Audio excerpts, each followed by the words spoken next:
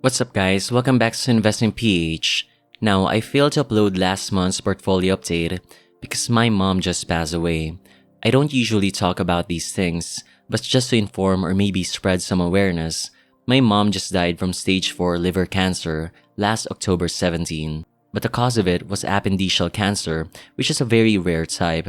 It spread to her colon, abdomen, and ovaries, and the most hit was her liver.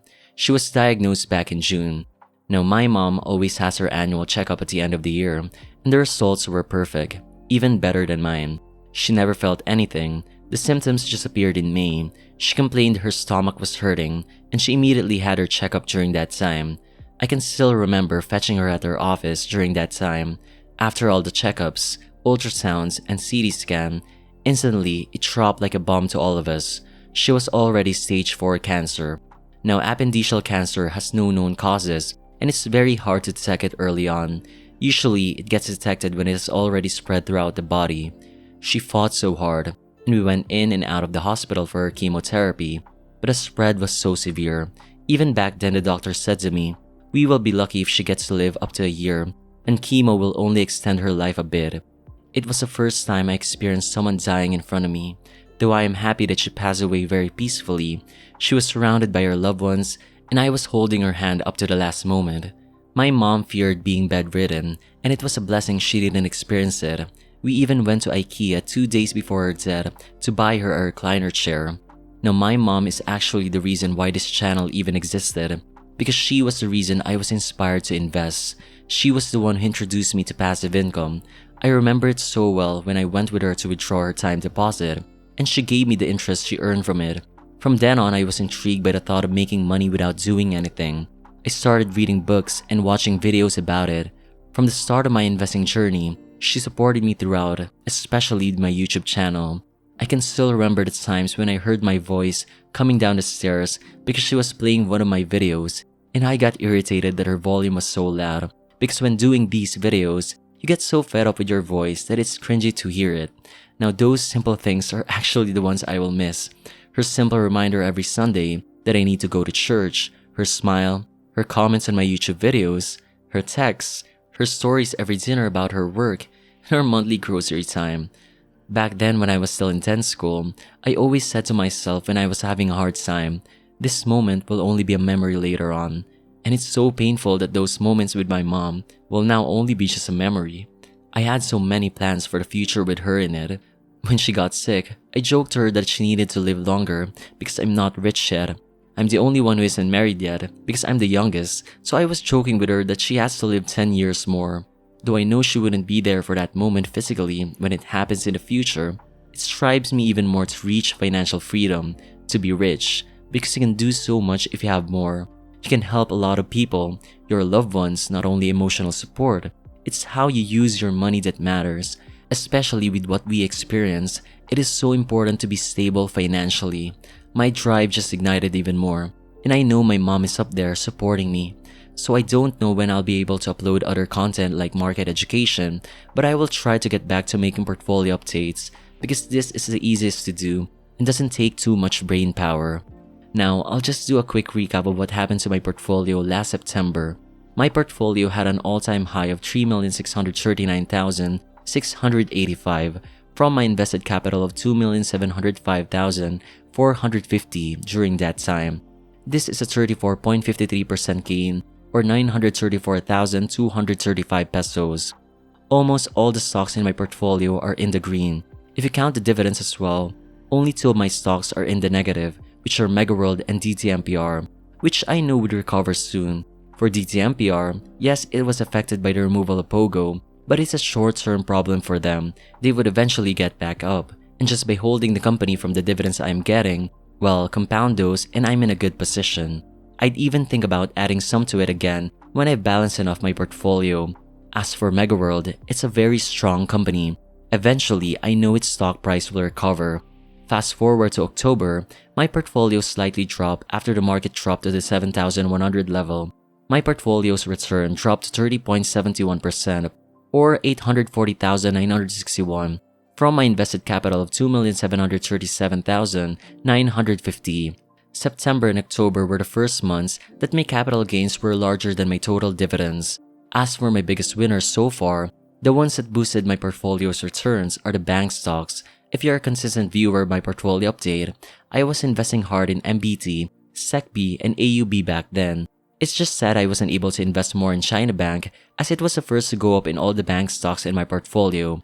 Now, should I be selling these stocks? Well, these are all great stocks and I know they will continue to grow over the years, especially when our economy grows. I know these banks will grow with it, and since I bought it at a cheap price, well, the dividends I'm getting is beyond 5%.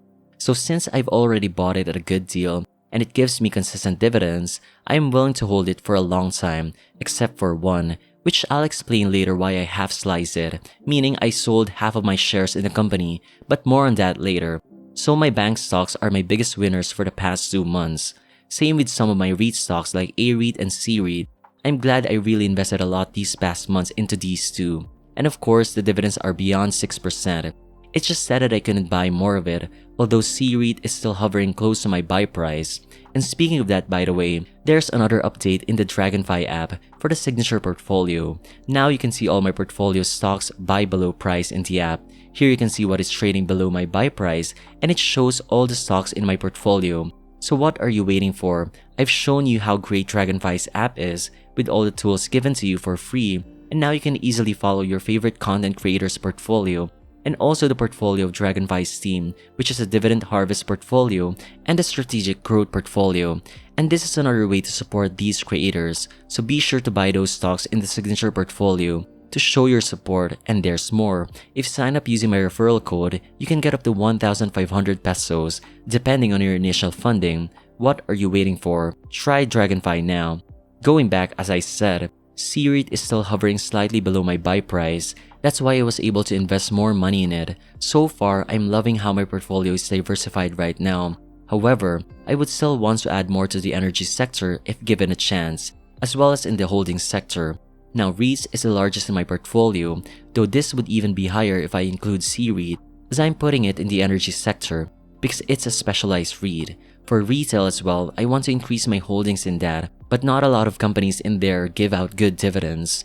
Right now, my portfolio has a big exposure to the real estate sector because, well, this is a sector that is still lagging. It is the most undervalued for the past 4 years, and that's why I was able to invest in it consistently.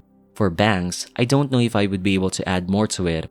I thought I would be able to add more to AUB as my new buy price was near the current price last 2 months ago, but the price just skyrocketed up. If there's a slight correction to the bank industry, that's when I'll be adding more to it. You see, I'm not at all concerned if my gains would be cut once the bank sector would experience a correction, because if that happens, I'd be able to invest more to it, and the more I would be getting dividends from these great companies. A lot of investors are so fixated on short-term gains. Right now, my portfolio's gains are up 30%, so what? Should I brag about it? No, I'm even sad that I can't invest in a lot of great companies. Because you see, if your time horizon is 20 years beyond, these short market cycles up and down don't seem to bother me that much. I just want to be able to invest in great companies that give me more than 5% dividends and hold it for a very long time. And it's so easy when stocks are cheap. This time, I'm actually having a hard time choosing which companies to invest in.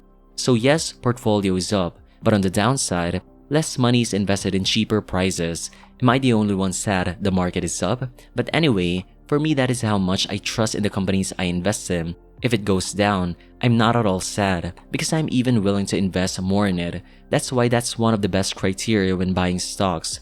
Would you be comfortable to invest more in that company when its stock price goes down more than 20%? Would you panic? Well, for me, exact opposite. I'm happy because I know it's a great company, so that's one thing to take note of. Going back, so far the total dividends of my portfolio is now 397,531. Last September, I got 20,635 pesos and 1,940.40 pesos in October. This puts my latest 12 monthly income to 14,569 pesos, or an annual income of 174,831. You know, I just love dividends, especially for my line of work wherein some months are weak. Dividends still give me a good amount to invest. This is already hard cash. That's why it's so easy to maintain as you get consistent cash flow every month. Now for the stocks I bought, First off, I want to discuss the stock I sold, which is half of my China Bank shares. CBC has already gone way past my computed intrinsic value, and it's such a small percentage of my portfolio. That's why I half slice it at 110% gains. This way, if the company goes up even more, then maybe I'd think about selling more shares, but that's if I have a potential company to invest in. This is the reason why I sold half of my shares. I invested in RCR and added more shares to FGen, but mostly I invested money in RCR, which is a good deal because it has more than 6% dividend yield. With this, the more my money is compounded. I also bought a new stock which is Keeper, but it is so close to my buy below price, that's why I haven't added more money to it, as sometimes it passes above my buy price. Keeper for me is a strong company. Its products are very popular. I think most of us are familiar with the brands they are partnered with, and I've been a long-time shareholder of Costco and Pure Gold, so it's pretty much an easy analysis for me, as when Pure Gold and SNR stores increase, well, Keeper would ride along with it. From its previous report, Pure Gold has 495 stores and SNR 26 stores in the Philippines. Now, Keeper stated in the report that the spirits segment is undergoing shifts in consumer preferences in favor of higher quality, premium products, and they want to tap into that emerging middle class. This is seen in the growth of their earnings. But again, the products they cater for me are timeless.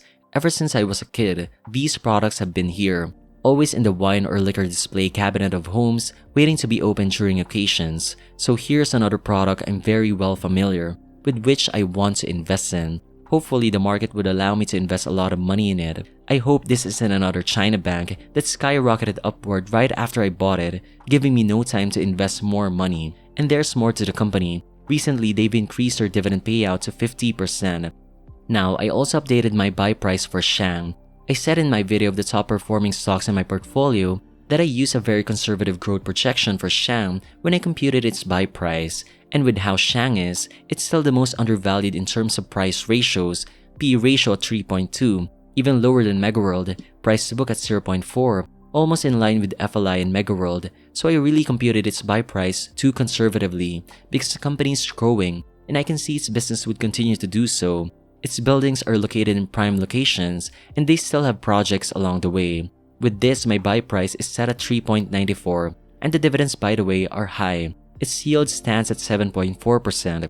Even if I use their 2022 dividends, which are way lower, I'd still be getting a 4.2% yield. So I have nothing to lose investing right now in Shang. It has been such a long time ever since I added money to it, and I think it's a good time to add, especially since most of the stocks in my portfolio are beyond my buy price.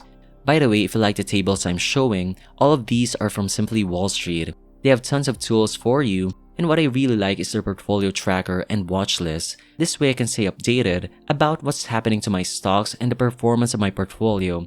If you want to try it out, sign up using my link below to get up to 50% discount.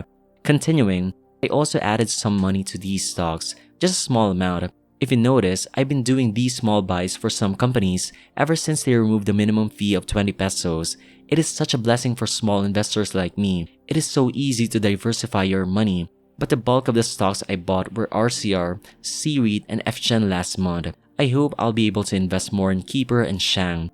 So that is it for this monthly update. And again, just a reminder to be patient. Think about what you're buying. Don't be swayed by your emotions, especially right now that stocks are rising so fast. And for my mom, I know you're still supporting me in the afterlife. I will do my best to continue all the knowledge and lessons you've taught me. Thank you for everything. With that said, I hope you learned something from this video, and if you did and still haven't clicked the like button, be sure to do so before you leave. Thank you and see you in the next video.